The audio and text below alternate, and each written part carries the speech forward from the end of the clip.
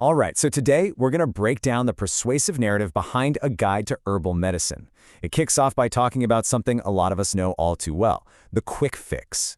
The argument is that these daily little helpers might actually come with a hidden cost. So let's dive in and see how they build their case. It really starts by hitting close to home, right? It asks about those super common things we deal with all the time. A headache, that classic afternoon slump, a bit of heartburn. It's all about those moments when you just reach for a quick fix. And you know, it's a really smart way to draw you in, because who hasn't been there? And to really hammer this home, we're introduced to a personal story. This quote comes from a woman named Vivian, and she's kind of the main character here, the person who anchors the whole argument. The idea is that all these little daily struggles, they might be adding up to something, well, something bigger. All right, so this brings us to the first big idea that the source material lays out. It's something they call the daily quick fix cycle. And it's a pattern they say a lot of us are probably stuck in, maybe without even realizing it. And here's what that cycle looks like. I bet it's going to sound pretty familiar. You get a headache, you pop a painkiller.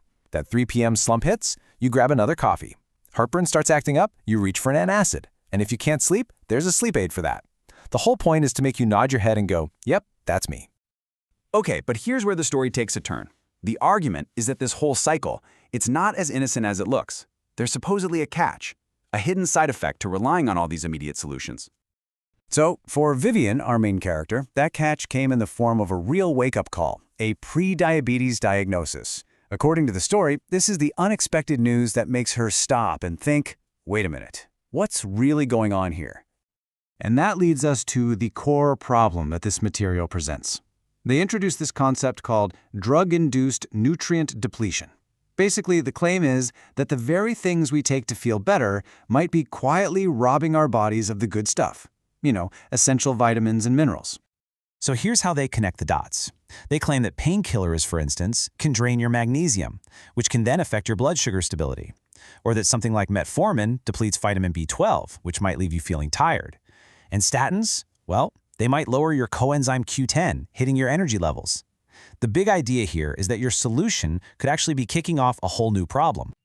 Okay, so once the problem is laid out, the narrative pivots to the solution. And it's not as simple as just, swapping a pill for an herb. The real key, according to this guide, is this big idea they call the power of synergy. And this concept is really at the heart of everything. The argument goes something like this. It's not that nature is weak, it's that we're not using it right. Its true power is supposedly locked away until you combine the right things together. And to make this idea of synergy really stick, they give a classic example. They talk about turmeric. By itself, they say your body doesn't absorb it very well. But when you pair it with black pepper, bam, the absorption goes way, way up.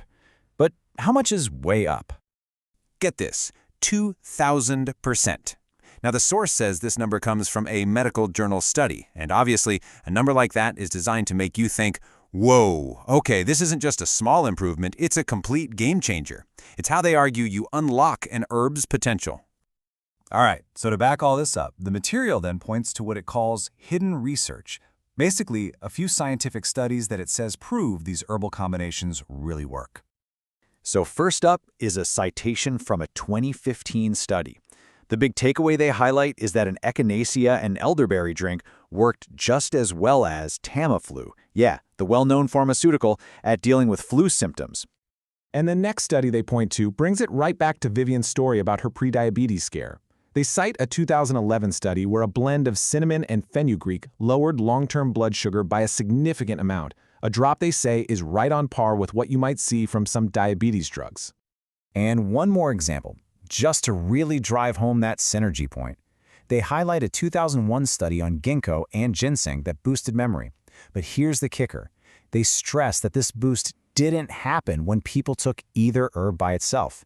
It was the combination that did the trick. Okay, so we've seen the problem and the supposed research. The next logical question is, what do you actually do with this information? How do you take this from theory and bring it into your kitchen? Well, the guide claims it all comes down to a simple 3-step magic formula. First, you gotta pair the right herbs to get that synergy. Second, you have to use the right amounts, not too much, not too little. And third, you need to time them right, depending on if you want a boost of energy or need to calm down.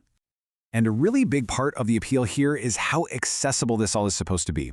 We're not talking about tracking down some exotic root from halfway across the world. Nope, it's all about using things you probably already have in your spice rack. You know, cinnamon, ginger, rosemary, peppermint, the everyday stuff. And all of this brings Vivian's story full circle. What we see here is the before and after picture they paint. Before, a life stuck in that cycle of symptoms and pills. After, they describe a life with steady energy, feeling clear-headed, and sleeping deeply, all thanks to these so-called natural swaps. So, let's just boil this whole argument down. On one hand, you have the problem, modern quick fixes that can trap you in a dependency cycle. And on the other hand, you have the proposed solution, this idea of synergistic herbalism, using simple kitchen ingredients combined in just the right way to unlock their true potential. And so, the material leaves you with this one final, thought-provoking question. The whole idea is to get you thinking, if synergy really is the key, what other powerful combinations could be hiding right there in plain sight? And that's our breakdown of the core argument presented in this material.